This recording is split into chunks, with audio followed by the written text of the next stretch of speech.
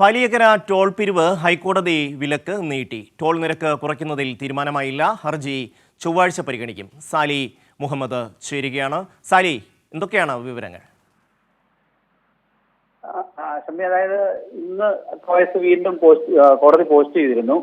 ഇന്ന് കഴിഞ്ഞ ദിവസം കേസ് പരിഗണിച്ച് ഇന്ന് വരെ വിലക്ക് നീട്ടിയിരുന്നു. ഇന്നും കേസെടുത്തപ്പോൾ വിലക്ക് നീട്ടുകയുണ്ട്. അതിനൊരു കാരണം, ഈ ടോൾ നിരക്ക് കുറയ്ക്കുന്നത് സംബന്ധിച്ച് തീരുമാനം അറിയിക്കാൻ കോടതി നേരത്തെ കേന്ദ്ര സർക്കാരിനോട് നിർദ്ദേശിച്ചിരുന്നു. അതിന് കാരണം കോടതി പറഞ്ഞത് അത് നാലുവരിപ്പാതയാണ്. ആ നാലുവരിപ്പാത ഇപ്പോൾ ഒറ്റവരിപ്പാതയായി മാറിയിട്ടുണ്ട്. സർവീസ് റോഡിലൂടെ മാത്രമാണ് ഗതാഗതം സാധ്യമാകുന്നത്. അപ്പം ഈ നേരത്തെ ഉള്ള ടോൾ നിരക്ക് ഇപ്പോൾ എന്താണ് അർത്ഥം, അത് മാറ്റിക്കൂടെ എന്ന് ചോദിച്ചു. അപ്പോൾ കേന്ദ്ര സർക്കാർ പറഞ്ഞു അങ്ങനെയാണെങ്കിൽ അത് ചോദിച്ചിട്ട് അറിയിക്കാം എന്ന് പറഞ്ഞ് ചൊവ്വാഴ്ച വരെ സാവകാശത്തിലേക്ക് കേസ് മാറ്റുകയുണ്ടായി.